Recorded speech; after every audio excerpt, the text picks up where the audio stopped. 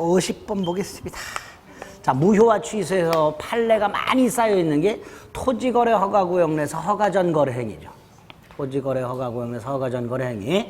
일단 토지거래 허가구역 내에서 허가전 거래 행위 했을 때 미등기 전매처럼 처음부터 허가를 배제 잠탈할 목적인 경우를 제외하고는 그건 확정적 무효고, 유동적 무효라 했죠. 나머지는 유동적 무효라 하더라도 무효기 때문에 계약상 권리 의무는 생기지 않는다 그랬어요. 그러니까 50번 이전 등기 청구권 자체가 없죠. 그러니까 이전 등기 청구권을 근거로 부동산 처분 금지 가처분을 신청할 수가 없단 말이죠. 없는 권리를 근거로 어떻게 청구하냐 말이죠. 50번 X. 1번 이전 등기 의무 자체가 없으니 그걸 불이행했다 하더라도 채무불이행이 아니니까 계약을 해지할 수가 없죠. 2번 대금 지급 의무가 없으니 대금을 제공할 필요 없이 허가 신청 절차 협력을 청구할 수 있을 것이고요. 3번 이 허가 신청 절차 협력 의무를 이행하지 아니한 채 계약을 일방적으로 철회하는 경우가 있더라. 일방적으로 철회하게 되면 이 일방적으로 철회한 놈은 더 이상 허가를 받을 생각이 전혀 없는 거니까 일단 계약은 확정적 무효가 되고 손해배상을 청구할 수 있도록 이렇게 되죠. 그거는 손해배상 청구할 수 있게 됩니다. 또 4번 유동적 무효 상태 잘 나오죠. 부당이득 반환 청구할 수 없다. 유동적 무효 상태에서는 부당이득 반환 청구할 수 없다. 잊지 마시고. 51번 허가 신청 절차 협력 의무 있다 그랬죠. 그러니까 허가 신청 절차 협력 청구권 이게 있단 말이죠. 그러니까 그걸 근거로 처분 금지 가처분 신청할 수 있다. 50번, 51번은 꼭 구별하시고. 그 다음에 52번이 문제인데요. 각과 을 사이에 토지거래 허가구역 내에서 허가 전에 거래를 했어요. 그 다음에 을이 허가 신청 절차 청구권을 근거로 처분 금지 가처분까지 마쳤어요.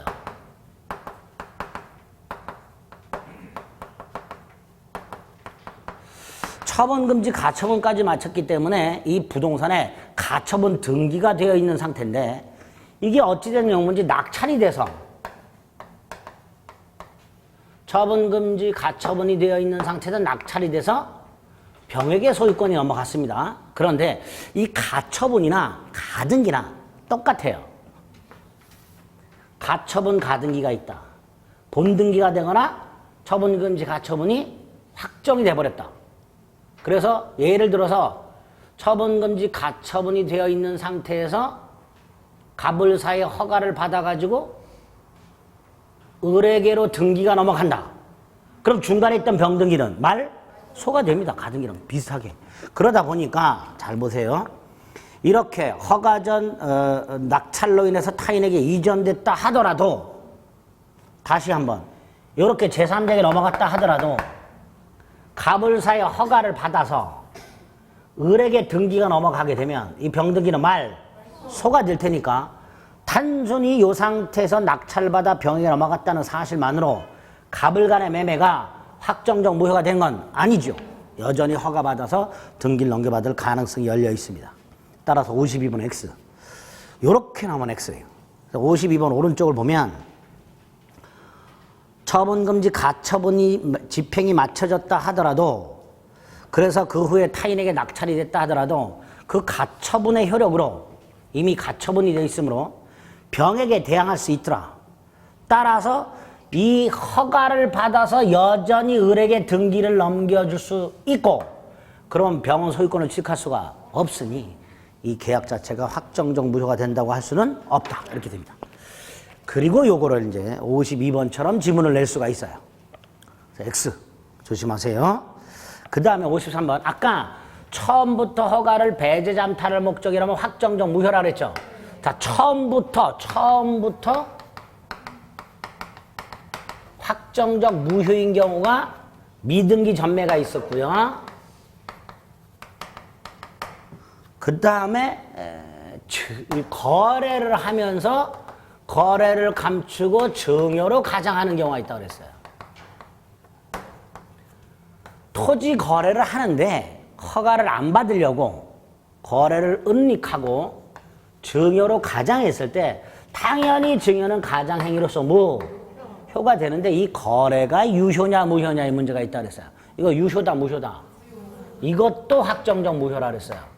허가를 배제 잠탈한 목적이기 때문에. 자, 세 번째로 각과 을이 허가를 받아야 되는데 그 허가 요건 중에 거주 요건이 있더라. 토지 매매를 위한 거주 요건이 있는데 얘가 거주 요건을 갖추지 못했어. 그래서 얘가 거주 요건을 갖춘 자의 명의를 도용해서 이렇게 계약을 한 것처럼 꾸몄어요. 이것도 허가를 배제 잠탈한 목적이 있는 거죠. 그러니까 이것도 뭐가 된다? 확정적 무효가 된다. 허가를 받아야 되는데 안 받아도 되는 것처럼 꾸미거나 허가를 이 경우에 허가를 받아야 되죠. 안 받아도 되는 것처럼 이렇게 거주 요건을 갖춘 자의 명의로 계약을 하거나 이런 것들도 다 뭐가 된다? 확정적 무효가 된다. 확정적 무효가 된다. 따라서 53번도 확정적 무효가 되는 걸로 기억을 좀 해주시기 바랍니다. 54번은 각과 을이 토지거래 허가구에서 허가 전 거래를 해요. 1월 10일. 근데 뭐라고 약속을 했냐면 30일까지 허가를 받기로 했어요.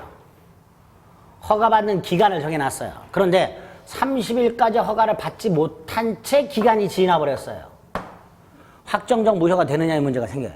확정적 무효? 아니지요. 왜? 30일 날 만나갖고 연장하면 되죠. 그렇죠? 그러니까 54번 토지거래 허가구역 내의 토지에 관한 계약 체결 당시 일정 기간 안에 허가를 받기로 약정했는데 허가 없이 약정기간이 지났어. 그렇다 하더라도 확정적 무효가 되는 것은 아니다. 이렇게 돼요. 확정적 무효가 되는 것은 아니다. 반면에 오른쪽 참고 허가 전에 거래 행위를 했어. 유동적 무효이기 때문에 대금 청구권이 없어. 하지만 청구를 했어.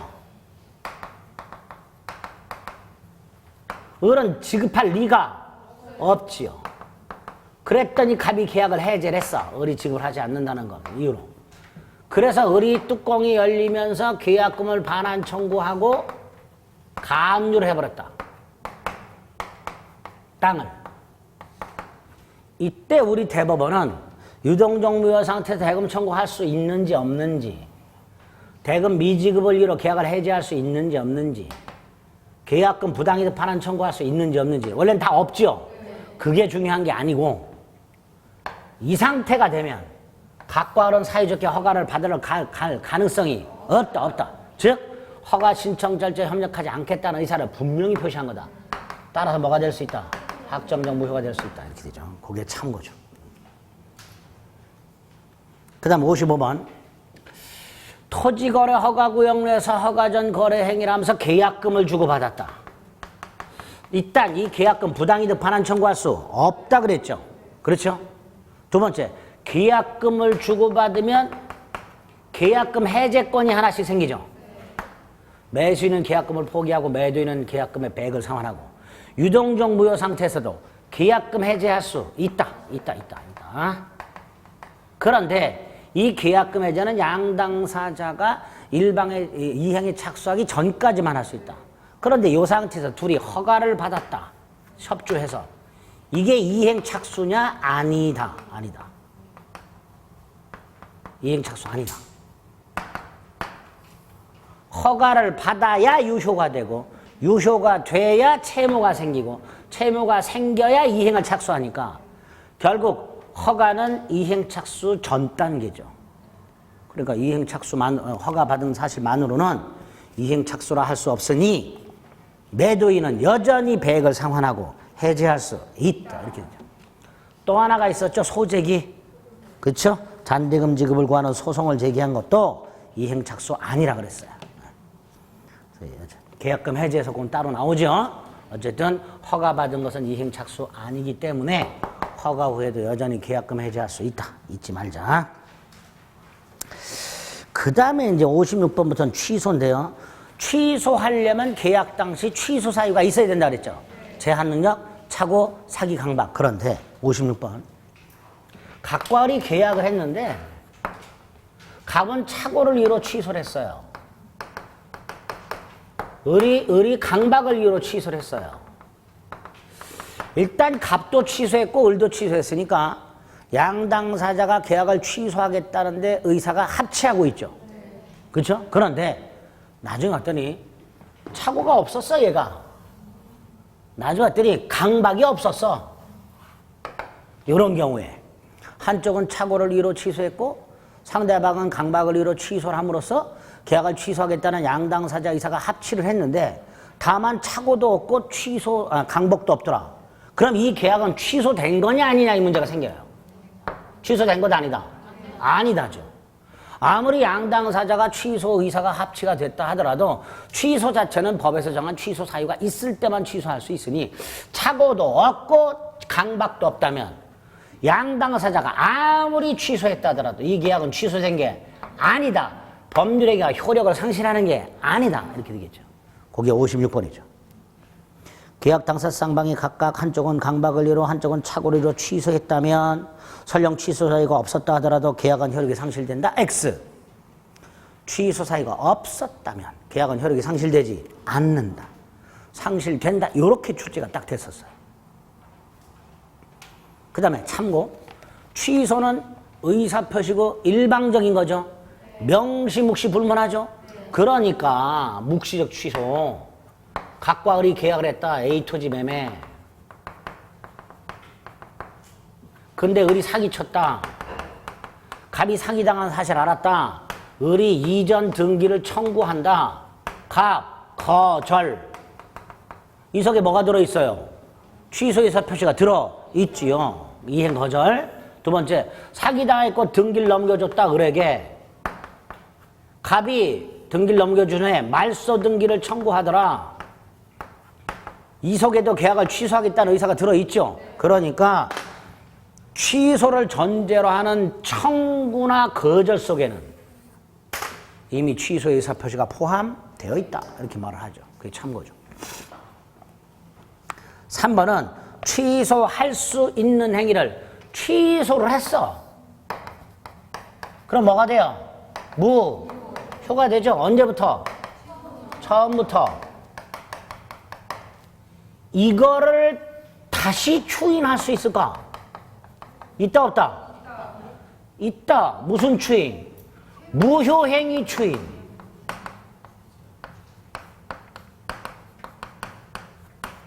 그쵸? 취소할 수 있는 행위.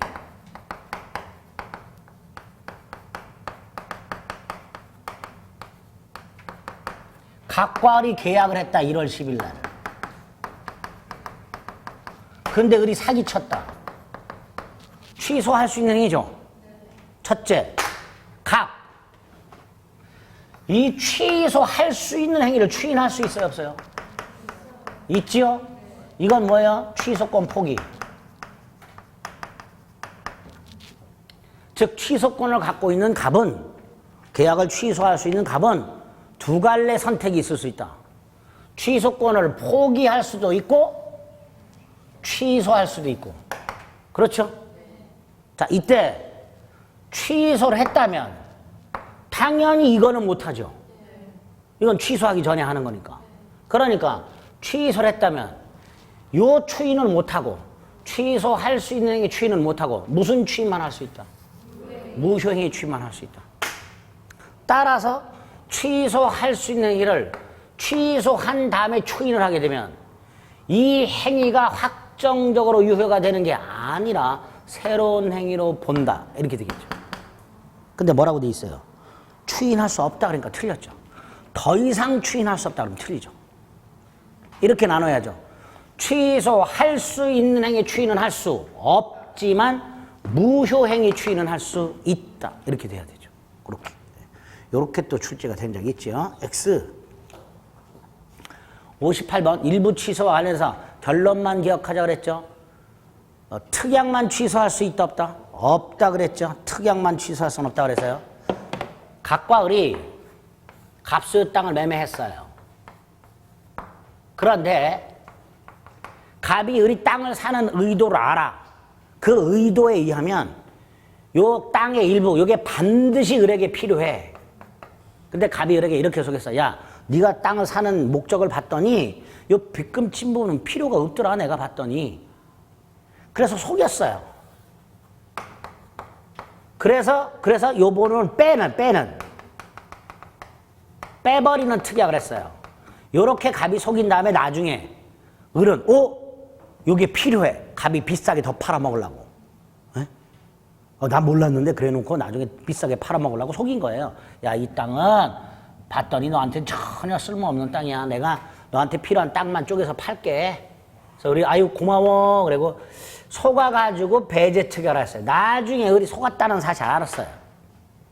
자, 이때 을이 빚금 친 부분에 대해서 다시 매매 계약을 한 게 아니라 이 특약을 취소를 해요.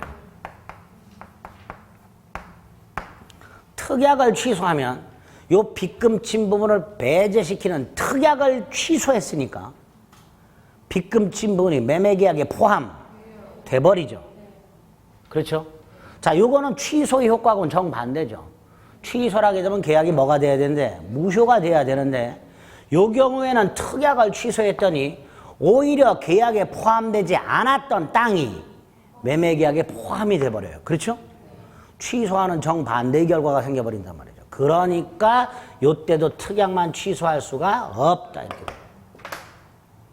그래서 결론적으로 특약만 취소할 수는 없다. 이렇게 기억해달라. 거기 58번이죠. 매매계약 체결 시 토지의 특정 부분을 매매 대상에서 배제하는 특약을 했을 때 그 특약만 기망을 이유로 취소할 수는 없다. 이렇게 되겠죠. 그래서 일부 취소를 하려면 취소할 수 있는 부분과 아닌 부분이 나뉘어질 수 있어야 되고 가분적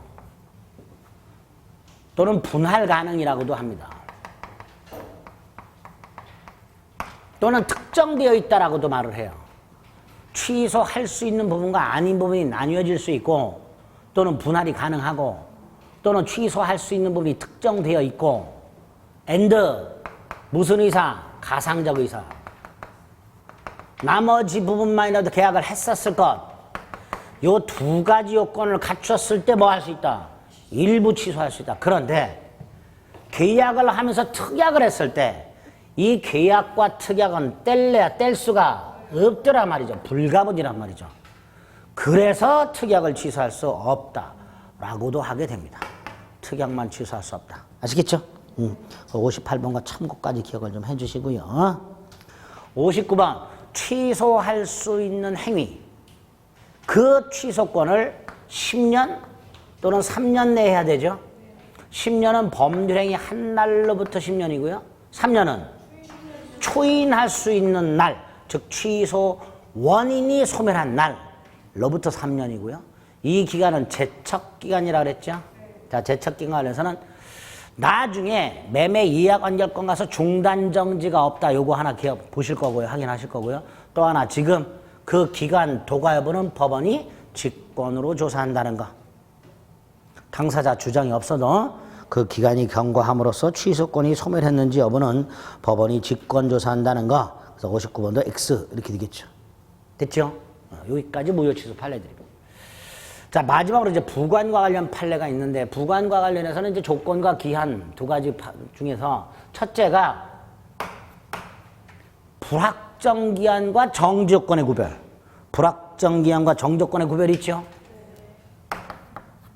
갑이 을에게 주택이 임대가 되면 보증금을 반환하겠다 라고 약정을 한 경우에는 주택이 임대가 되든 임대가 불가능해지든 보증금은 꼭 돌려줘야 된다. 이런 경우에는 기한으로 보자.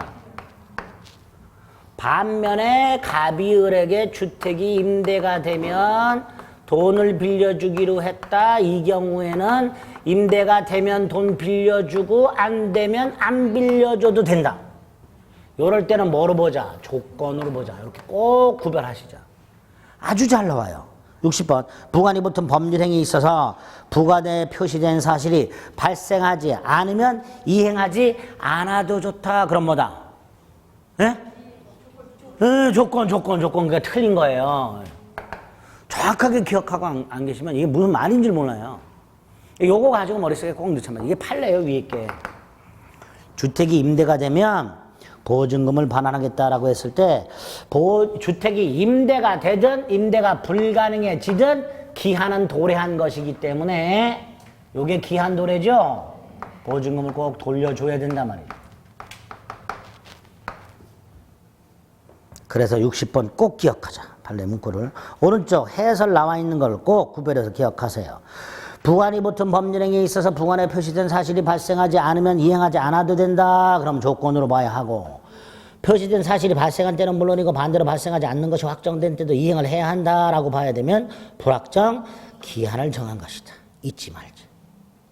그 다음에 참고 1번에 보면 임대차 기간을 정할 때 임대차 기간 2019년 7월 1일부터 그 다음에 임차인에게 매도할 때까지라고 정했다.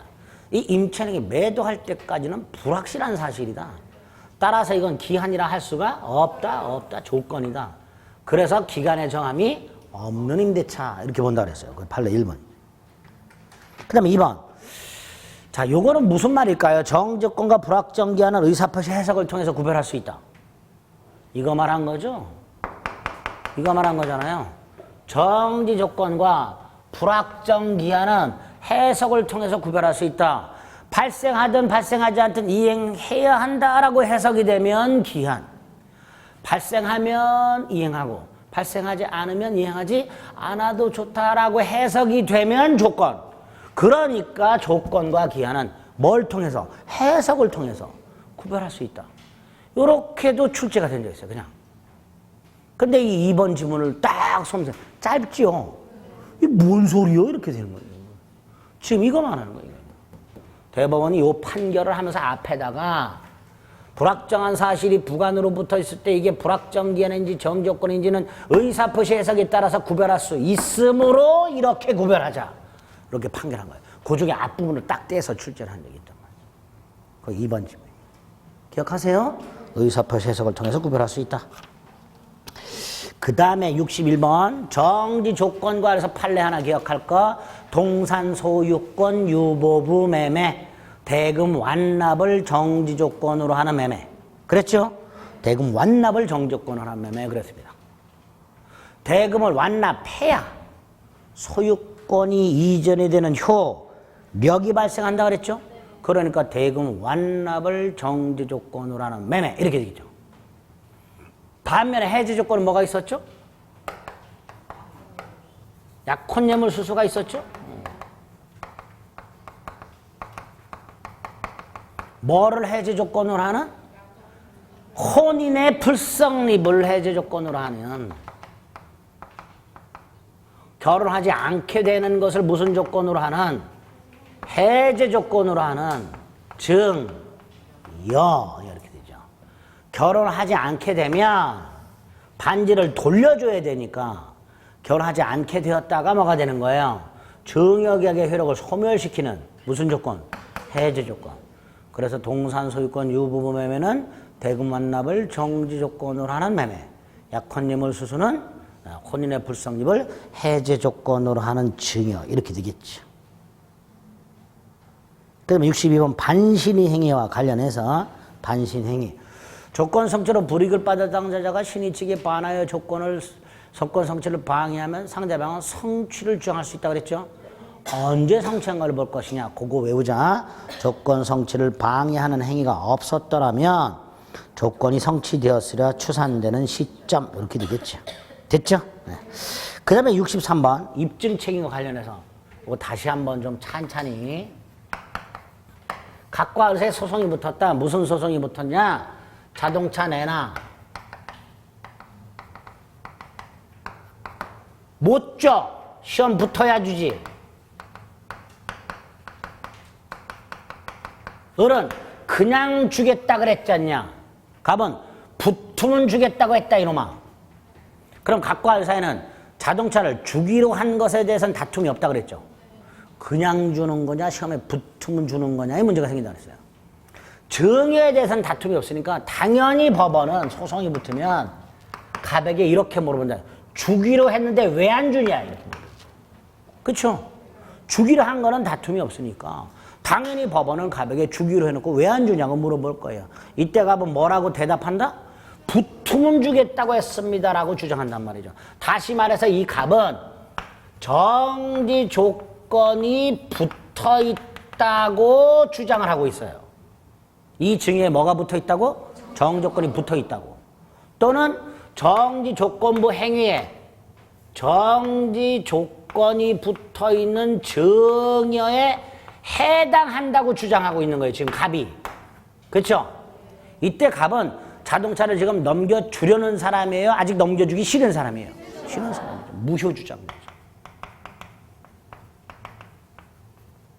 증여계약의 효력을 주장하는 사람이에요? 부인하는 사람이에요?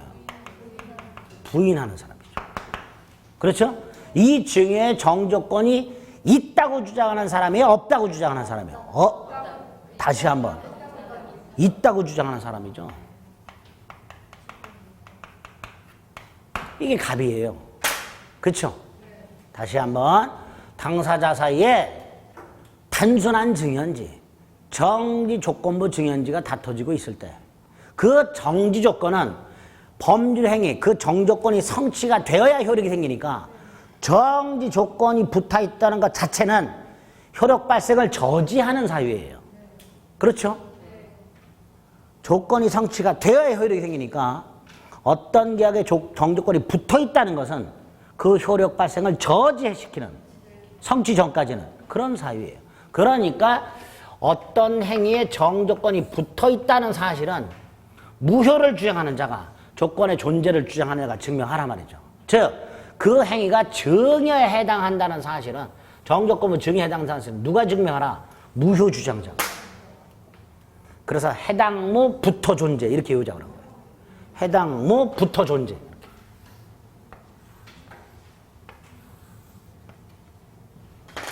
이게 외우는 거예요. 해당무 붙어 존재 이렇게 외워져요. 이게 판례예요. 어떻게 나오든지 여러분들이 골라내실 수 있어요. 무효 주장자, 효력 발생을 부인하는 자, 효력 발생을 다투는 자.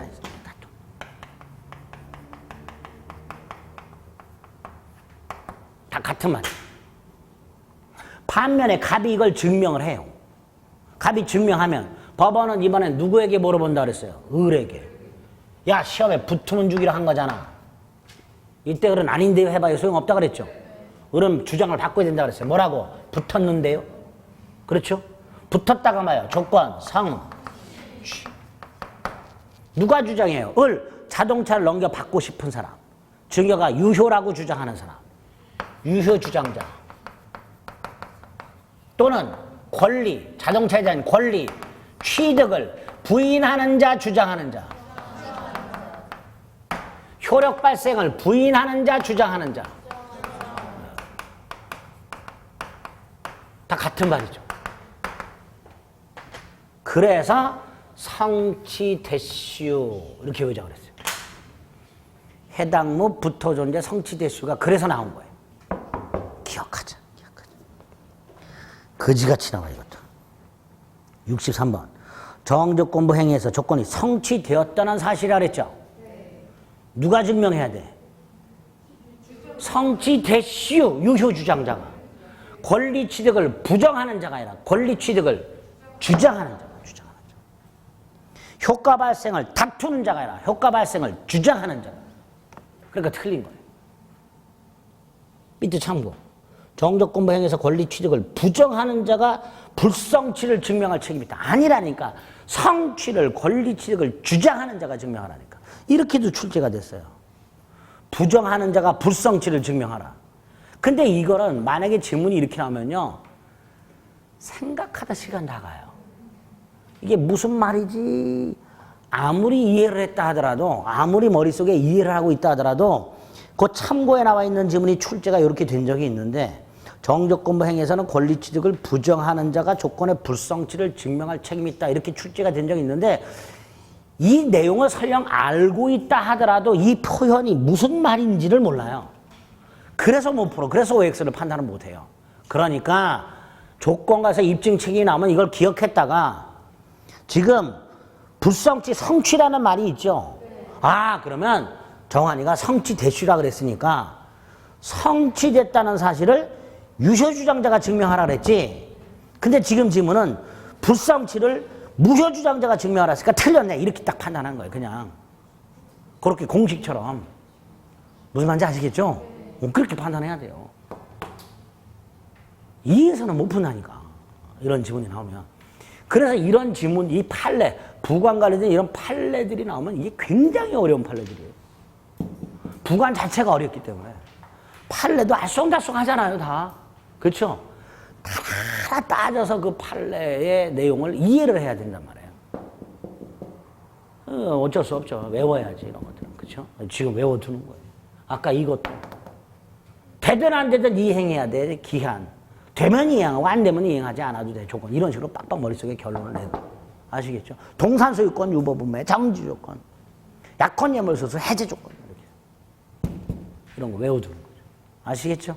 네, 그렇게 기억하셔야 돼요. 짧은 질문으로 나오지만 굉장히 어렵게 나옵니다. 64번도 마찬가지죠. 기한의 이익이라고 시기 또는 종기가 도래하지 않은 상태에서 당사자가 누리는 이익을 말하는데 일단 기한 이익은 조문에 채무자 이익을 위한 걸로 추정한다 이렇게 돼 있죠. 그리고 포기할 수 있고 상대방 이익을 해하지는 못한다고 돼 있어요. 그렇죠? 상대방 이익을 해하면 손해를 배상하고 포기할 수 있다. 뭐 그랬죠. 그 다음에 기한이익이 박탈되는 게 기한이익 상실이라고 했고요. 이 기한이익 상실 사유가 법에서 규정된 것도 있지만 당사자가 약정하는 경우도 있다고 그랬죠. 그걸 기한이익 상실 특약이라고 그랬죠. 대표적인 게 할부대금을 2회 이상 연체하면 기한이익이 상실된다. 기한이익이 상실이 되면 기한이 도래한다 그랬죠. 그래서 할부원금 다 갚아야 된다 그랬죠. 자, 요때 2회양 연차하면 바로 기한이 도래하는 경우가 있고요. 채권자가 채무자한테 너는 기한이익이 상실됐다 라고 주장을 하고 원금을 지금 당장 내놔라 라고 청구를 해야 기한이 도래하는 두 가지 경우가 있다고 그랬어요. 위에 걸 뭐라고 불러요? 정지조건부 특약이라고 부른다고 그랬어요. 이게 정조건이 되는 거예요. 무슨 정조건? 기한도래의 효력을 발생시키는 뭐가 되는 거예요? 정조건이 되는 거예요. 그러니까 정조건부 특약이라고 하는 거예요. 반면에 여기 경우에는 채권자가 일방적으로 주장 청구해야 기한이 도래하죠. 마치 형성권과하고 똑같죠. 일방적으로 주장 또는 청구해야 기한 도래의 효력이 생기니까 일방적으로 효력을 발생시킨단 말이죠. 그러니까 뭐하고 비슷해요? 형성권. 형성권적 특약이라고 하는 거예요. 이렇게 이름을 붙이는 거예요. 일단 기한이익 상실체가 이 두 가지 특약이 있다는 걸 기억을 하셔야 돼요. 시험 지문에 바로 기한이 도래하는 경우를 형성권적 특약이라 한다. 이렇게 출제가 된 적이 있어요. X죠. 바로 기한이 도래하는 건 뭐다? 정조건부 특약이란 말이죠. 이름을. 두 번째, 명백하게 정조건부 특약으로 볼 만한 사정이 없다면 이걸로 추정할 것이다. 그래서 기한이익 상실 특약에서 정해진 사유가 생겼을 때 특별한 사정이 없는 한 바로 기한이 도래하는 것이 아니라 채권자가 주장 또는 청구를 해야 기한이 도래하는 효력이 생긴다. 이렇게 해석을 하게 되는 거예요. 이걸로 추정하니까. 그렇죠? 그래서 64번에 보면 기한이익 상실 특약은 일정한 사유가 발생하면 채권자의 청구 등을 요하지 않고 바로 이행기가 도래하는 정조건 특약으로 추정할 것이다. 땡. 형성권적 특약으로 추정할 것이다. 64번의 오른쪽에 보면 하단에 보면 해설에 기한이익 상실 특약은 그 사유가 발생하면 채권자의 청구 등을 요하지 않고 당연히 이익이 상실돼서 이행기가 도래하는 정지조건부 특약과 일정한 사유가 발생한 후 채권자의 통지나 청구 등을 기다려서 비로소 이행기가 도래하는 형성권적 특약 두 가지로 대별 크게 나눌 수 있고 다만 일반적으로 이러이러한 경우가 있으니 특별한 사정이 없는 이상 형성권적 기한이익 상실 특약으로 추정할 것이다. 그 다음에 그 다섯 번째 거 있는 거. 기한이익 상실 특약이 정지조건부 특약인지 또는 형성권적 특약인지도 지금 해석을 통해서 구별했죠. 의사표시 해석을 통해서 구별할 수 있다. 이런 식으로 지문이 나올 수 있죠. 그렇죠? 이런 경우에는 정조건부 특약으로 해석하고 이런 경우에는 형성권적 특약으로 해석하니까 결국 기한이익 상실 특약이 정조건부 특약인지 형성권적 특약인지는 당사자의 의사, 해석을 통해서 구별할 수 있다. 여기도 의사 해석을 통해 구별할 수 있다라는 문장이 나오게 됩니다. 그렇죠? 이것도 따로 출제가 될 수가 있지. 기억해달라. 여기까지가 민법 총칙 문제입니다. 우리 기본 강의 시간에, 이론 강의 시간에 안 했었던 판례가 몇 가지가 나왔어요. 그렇죠? 그런 거 충격받지 마시고 요럴 때 들어두면 기억이 일반 강의 시간에 들었을 때보다 훨씬 오래 가요. 잘 기억해뒀다가 시험 문제 나오시면 맞추셔야 돼요. 아시겠죠? 대답만 넙죽넙죽 하지 마시고 잘 기억해달라 말이지.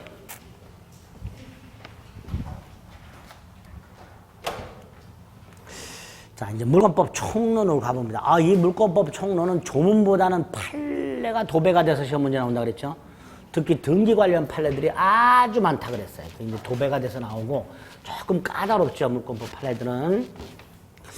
먼저 첫 번째로 일물 일권주의와 관련해서 당연히 1번 일필토지 일부에 대한 소유권 보존 등기 안 되지요. 또 일동건물 일부에 대한 소유권 보존 등기 안 되지요. 그렇죠? 반대로 생각해보면 일필토지나 일동건물의 보존 등기가 되는데 그 일부 말소 된다 안 된다? 안 되겠죠. 마찬가지로. 일필토지나 일동건물의 일부에 보존 등기할 수 없으니 일필토지나 일동건물 전체에 이루어진 보존 등기 일부를 말소하는 것도 허용할 수 없다. 이렇게 되겠죠. 1번이죠. 2번 농작물은 무조건 누구 거? 경작자 소유.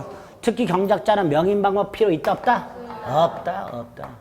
하지만 농작물을 양수한 사람은 명인방법을 갖춰야 한다. 근데 이번에 갑이 임차한 의뢰토지에서 경작한 쪽파 누가 경작했어요? 갑이죠. 임차한 의뢰토지라 했으니까 갑이 의뢰 땅을 임차했어. 그러니까 갑이 경작자예요. 갑은 명인방법 없이 취득하겠죠. 하지만 그걸 병한테 팔았어요. 병은 명인방법을 갖춰야 소유권을 취득하게 됩니다. 그 다음에 수목의 집단에 대해서 명인방법 할 수 있죠. 다만 그 객체는 특정돼야 되죠. 갑수 이면에 수목이 10,000그루가 있었는데 그 10,000그루 중에 5,000그루를 을이 샀어요. 5,000그루를 산 다음에 이 임야 둘레 울타리를 치고 편말을 박았어요. 그리고 거기다 뭐라고 써놨냐? 이 울타리 내의 나무 10,000그루 중 5,000그루는 내 거 이렇게 써놨어요. 그런데 그 5,000그루가 어떤 건지는 페인트 등으로 표시를 안 해놨어요. 그럼 특정됐다 안 됐다? 안 됐죠. 따라서 명인방법으로서 효력이 없다 이렇게 됩니다. 따라서는 소유권 취득할 수 없다 이렇게 됩니다. 그렇죠? 나의 소유권에 효력이 미치는 그 5,000그루가 어떤 건지를 뭐 해라? 특정하라 말이죠.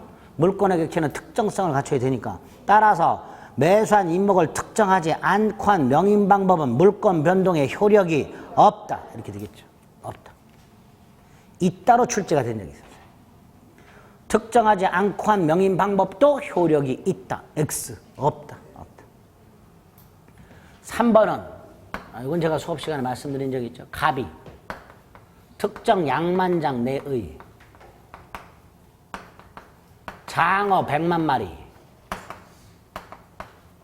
또는 특정 양돈장 내의 돼지 100마리를 담보로 제공하고 돈을 빌릴 때 이렇게 약속을 한다 그랬죠? 돈을 못 갚으면 소유권을 넘겨주기로. 그렇죠? 따라서 을은 돈을 갑이 갚지 못하면 장어 100만 마리와 돼지 100마리에 대한 소유권을 취득하게 되겠죠? 그런 권리를 뭐라 한다? 양도담보권이라 한다. 무슨 권? 양도담보권. 부동산, 동산 양도담보권. 이때 이 동산 양도담보권이 100만 개 또는 100개냐? 아니다. 1개다. 1개. 그래서 증감 변동하는 동산이 특정 장소, 종류, 수량을 지정하는 방법에 의해서 특정되어 있다면 전체를 마치 하나의 물건으로 보고 하나의 동산 양도담보권에 객체를 할 수 있다. 이렇게 되죠. 자, 이때 특정을요. 장소, 종류, 수량을 지정하는 방법 이걸로 특정을 해요. 여기에 더 나가서 돼지 등판에 1번부터 100번을 써놓질 않아요. 그러니까 구성물이 변동이 되더라도 여전히 특정되어 있는 거죠. 그러니까 증감 변동이 있다 하더라도 구성물의 변동이 있다 하더라도 특정성을 상실하지는 않는다라고 하는 거예요. 뭘로 특정을 해놓으니까 장소, 종류, 수량 지정. 그게 3번이죠. 집합물 위에 담보권, 뭐 재단 저당도 담보권입니다. 전체를 하나의 재산으로 보고 저당권 설정할 수 있을 때 그걸 재단 저당이라고 해요. 예컨대 공장 기계 같은 거, 공장 기계 중에는 비싼 기계들 많죠. 그걸 담보로 돈을 빌릴 수 있도록 공장 기계 저당법 같은 게 있단 말이죠.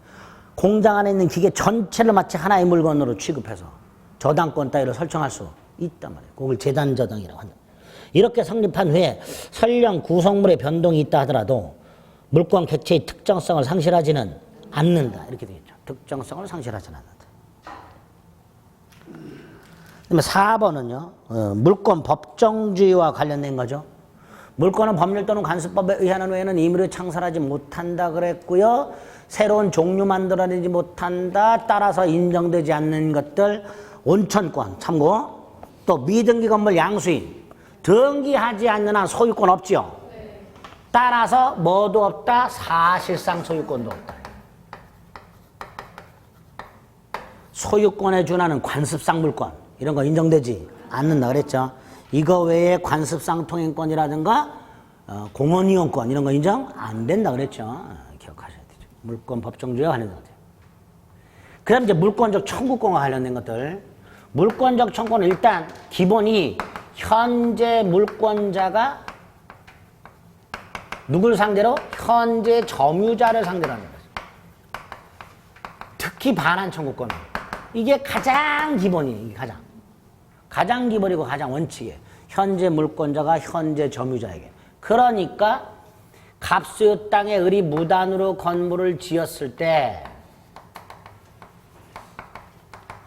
토지 소유자인 갑이 그 토지 소유권에 기초해서 철거를 청구할 수 있는데 다만 소유권을 팔았다면 갑은 더 이상 소유자가 아니니까 갑은 철거를 청구할 수가 없다 이렇게. 그런데 갑과 병이 계약을 할 때 이렇게 특약을 했어요.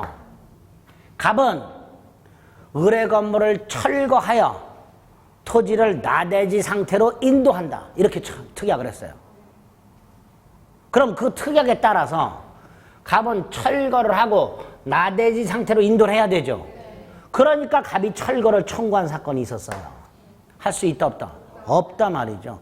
아무리 특약을 통해서 철거는 갑에게 유보가 돼 있다 하더라도 이건 물권적 청권에 반하니까 물권적 청지의 성질에 반하니까 아무리 당사자 사이의 특약을 통해서 갑에게 철거 청구권을 유보시켰다 하더라도 갑은 철거를 청구할 수가 없다 이렇게 되죠. 강행규정이니까 당사자 특약을 통해서도 배제할 수 없단 말이죠. 그래서 5번 부동산을 산 사람은 양도인 팔은 갑에게 물권적 청구권을 유보하게 할 수 없으므로 있고가 아니라 없으므로 양도인 갑은 불법 점유자에 대해서 소유물 방해 배제 따위를 청구할 수가 없다. 소유권 따위의 물권을 넘기면서 물권적 청구권만을 전 소유자에게 유보시켜서 전 소유자로 하여금 행사하게 하는 것은 허용할 수 없다. 이런 문장으로도 나와요. 오른쪽 해설.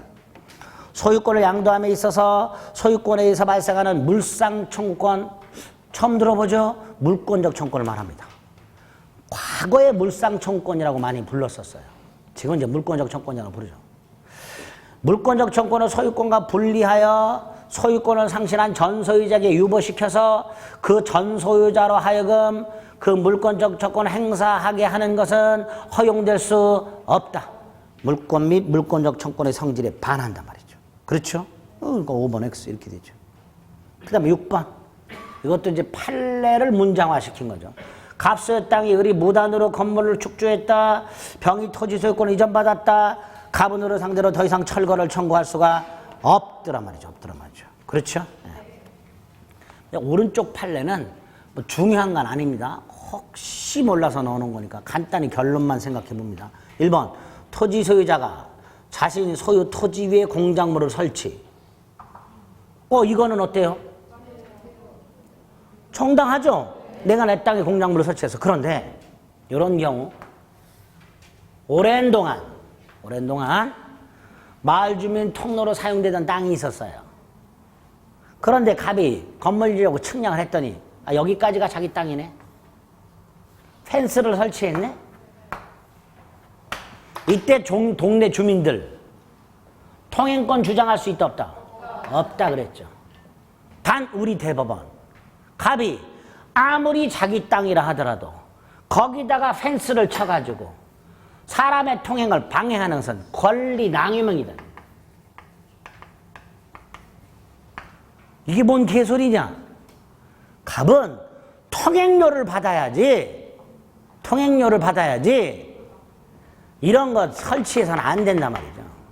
따라서 동네 주민들은 철거시킬 수 있단 말이죠. 공작물, 인근 건물 소유자는 공작물 철거를 구할 수 있단 말이죠. 실제로 통행권 사례가 아니라 골목길에 이렇게 막다른 골목길이 있었어요. 여기에 이제 건물이 하나 있고 이 건물은 여기가 출입물이야. 여기로밖에 출입 못해. 근데 여기 소유자가 여기까지가 자기 건물이야. 땅이야. 막아버렸어요. 이렇게. 맨지를 만들어버렸어요. 그러니까 철거하라 청구할 수 있다는 거죠. 통행료를 받아야지 이렇게 담장 따위를 설치해서 아예 통행을 불가하게 만드는 것은 소유권을 남용한 거다. 무슨 말인지 아시겠죠? 그래서 철거를 청구할 수 있단 말이죠. 토지 소유자가 자기 소유 토지에 공작물을 설치할 수는 있어.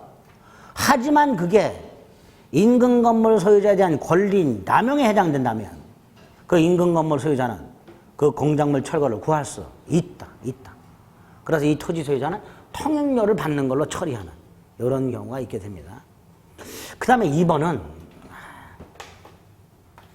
건축물 대장의 대지에 건축물 대장이 있겠죠? 거기 대지를 기록하는 란에 잘못된 지번이 기재가 돼 있어요. 여기 100-1번이라고 기재가 돼 있어요. 근데 이 대지는 원래 100번지야. 그럼 이런 거예요. 요건 100번지고 요건 100-1번지예요. 그런데 100번지 땅 위에 있는 건물의 건축물 대장에 봤더니 대지가 100-1번지로 돼 있어요.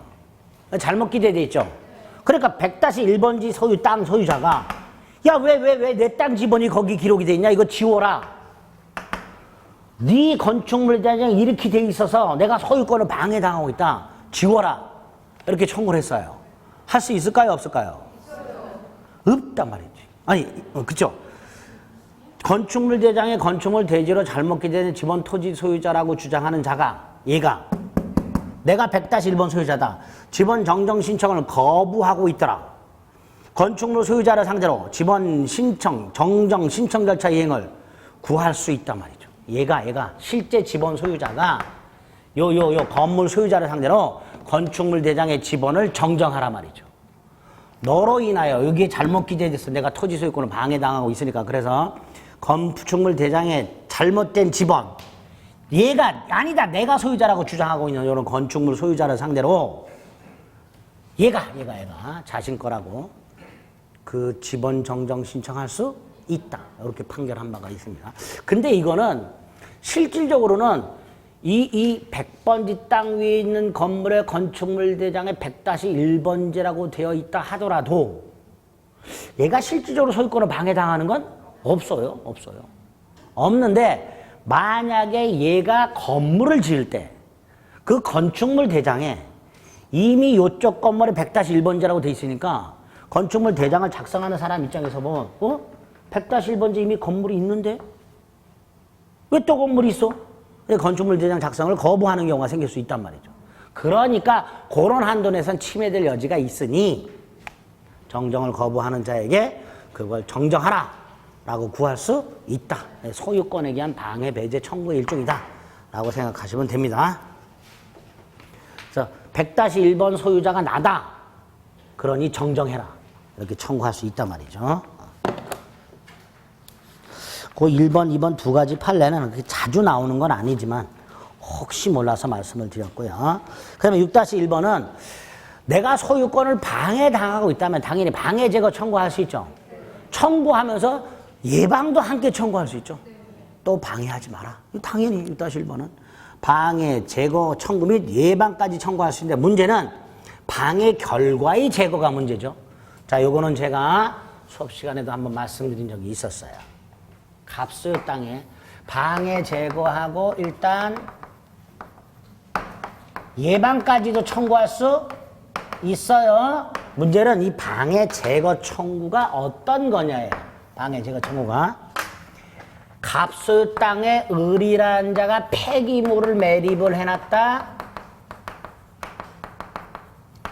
갑이 건물을 지으려고 봤더니 폐기물이 매립되어 있어서 제대로 건물을 지을 수가 없더라. 그럼 갑의 입장에서는 소유권이 방해당하고 있는 거 아니냐. 따라서 이걸 폐기물 제거 청구.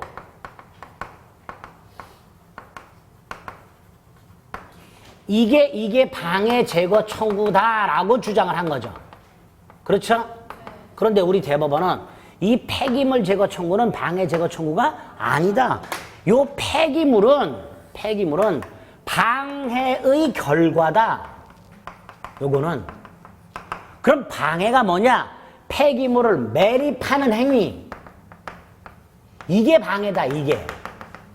이게 방해고 이게 침해다. 따라서 갑은 을을 상대로 매립하지 말아라. 이게 방해 제거 청구고 매립한 걸 제거하라. 이거는 손해배상 청구형이다. 방해의 결과를 제거하라고 청구하는 것은 손해배상 청구의 영역이다. 따라서 갑은 소유권에 기초하여 방해 제거 청구권으로서 폐기물 제거를 청구할 수는 없고 이건 뭘로 가야 되고 손해배상 청구로 가야 되고 방해 제거 청구는 방해 원인 제거를 내용으로 한다. 방해 결과의 제거가 아니라. 그렇죠? 그럼 읽어보겠습니다. 오른쪽 해설.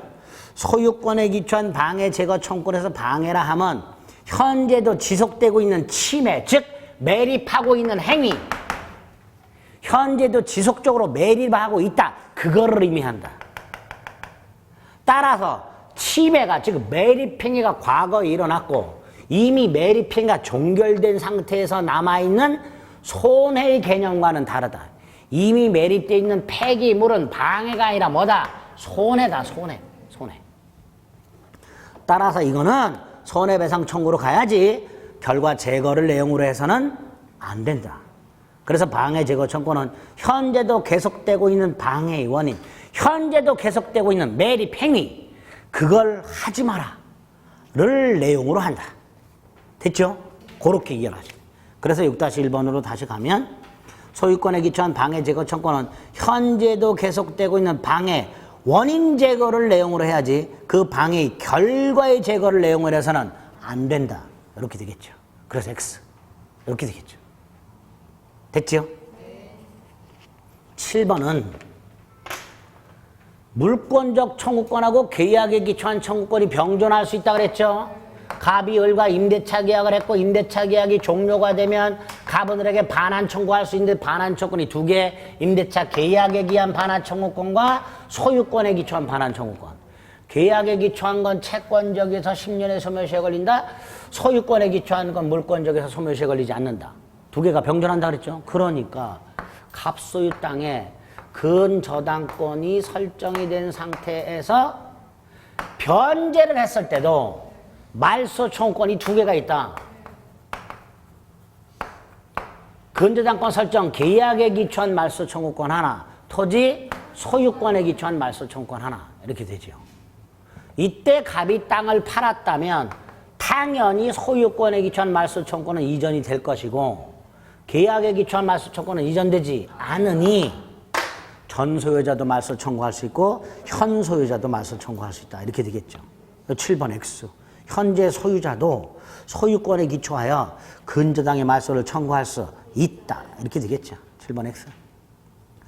8번 매매계약의 이행으로 토지를 인도받은 매수인이 이전 등기를 마치지 않고 전매를 했을 때, 자, 부동산이 갑에서 을로, 을에서 병으로 순차 매각이 됐는데 등기는 아직 갑에게 남아있고 인도만 을, 병에게 순차 넘어갔을 때, 아직 을하고 병은 소유권을 취득하지 못했고 소유권은 여전히 갑에게 있으니 갑이 점유자를 상대로 소유물 반환을 청구할 수 있는 거 아니냐? 안 된다. 왜 안 되냐? 갑은 등기 의무자다. 소유권 이전 등기 의무자가 소유권 이전 등기 권리자들을 상대로 소유물 반환을 청구하는 것은 신의 측에 반한다. 허용할 수 없다. 이렇게 되겠죠. 8번도 아주 잘 나오죠. 매도인은 매수인이나 매수인의 승기를 상대로 소유물 반환 따위를 청구할 수는 없다. 없다. 이렇게 되겠죠. 참고 을은 갑소유 부동산을 매수해서 대금 전액을 지급받고 인도받아 사용하고 있지만 자기 명의로 등기하지 않고 있다. 그 다음에 을이 병에게 임대차라여 병이 점유하고 있다. 갑은 을 또는 을의 승기인에 대해서 소유물 반환 따위를 청구할 수는 없다. 이렇게 되겠죠. 없다. 9번 미등기 건물 매수인. 미등기 건물 매수인이니까 아직 등기를 못했겠죠. 설령 대금을 전부 지급했다 하더라도 현재 소유자가 아니니까 그 건물을 무단 점거하고 있는 자를 상대로 명도 따위를 청구할 수는 없다. 이렇게 되겠죠. 그 다음에 10번을 보겠습니다. 10번. 갑이 버스를 타고 가다가 소매치기를 당했어요. 지가. 그런데 이 소매치기 한 놈이 버스에서 내리기 전에 소매치기 당한 사실을 알고 소매치기가 소리를 질렀어요. 그러면 기사분은 어떻게 하죠? 경찰서 파출소 앞으로 쫙 차를 세우지요. 그래서 사람들을 일일이 내리면서 가방을 뒤지지요. 아, 이러면 큰일 났어. 지 호주머니에 가방이 있어. 이거 큰일 났어. 큰일 났어. 옆에 있는 전혀 모르는 승객 지갑에다 쓱 넣어버렸어. 가방에다가. 나중에 병 가방에서 지갑이 나왔어. 병은 얼마나 놀랬을까요? 그렇죠. 자, 이때 누구를 상대로 지갑 반환 청구할 수 있다? 병을 상대로 지갑 반환 청구할 수 있다 없다? 병 있지요. 왜? 병은 본권 없이 지갑을 점유하고 있는 자. 자, 을에게 지갑 반환 청구할 수 있다 없다? 없죠. 왜? 을은 점유자가 아니야. 얘는 처음에 불법 점유자죠. 불법 점유자인데 현재 점유하고 있다 없다? 아니죠. 현재 점유자가 아니죠. 그러니까 불법 점유자이지만 처음에 현재 점유하고 있지 않다면 그 자를 상대로 소유물 반환을 청구할 수는 없고 현재 점유자를 상대로 소유물 반환을 청구해라. 이렇게 되겠죠. 자, 두 번째. 을이 훔쳐가지고 같이 옆에 있던 친구한테 야, 이거 내 지갑인데 잠깐 좀 맡아줘 그랬어요. 임치가 있게 되면 직접 점유자고 간접 점유자죠. 당연히 갑은 직접 점유자, 간접 점유자 둘을 상대로 반환 청구할 수 있다. 이렇게 되겠죠. 이 구별을 좀 하자 말이죠. 그렇죠? 을이 보관을 맡기면 간접 직접이고 그게 아니라 슬쩍 넣어놨다면 그때는 얘만 점유자가 되는 거고. 그럼 정리하면 소유물 반환 청구는 불법 점유자를 상대로 하라. 먼저 직접 점유자에게 반환을 청구하고 안 될 때는 누구에게 청구할 수 있다? 간접 점유자에게도 청구할 수 있다. 이게 첫 번째가 될 것이고요. 두 번째, 불법 점유자라 하더라도 현재 점유자가 아니라면 그 자를 상대로 소유물 반환 청구는 부당하다. 이렇게 되겠죠. 이 두 가지가 있을 수 있는 거죠. 그 중에 하나. 9번, 10번. 불법 점유를 이유로 한 청구하려면 누구를 상대로? 현실적으로 불법 점유. 다만 안 될 때는 누구를 상대로도 할 수 있다? 간접 점유자를 상대로 할 수도 있다. 이렇게 되겠죠. 그렇죠? 됐고요. 그 다음에 11번. 갑소유 땅이 을이 무단으로 건물을 지었다. 자, 무단 건물 지었다. 일단 갑은 을을 상대로 철거 청구할 수 있다 그랬죠. 무단으로 신축을 했다. 일단 을이 소유자니까 퇴거를 청구하지 못한다. 그렇죠? 하지만 철거 청구할 수 있죠. 또 을이 건물 소유를 통해서 땅을 점유하고 있으니까 을이 토지 점유자니까 을을 상대로 토지 반환 청구할 수 있죠.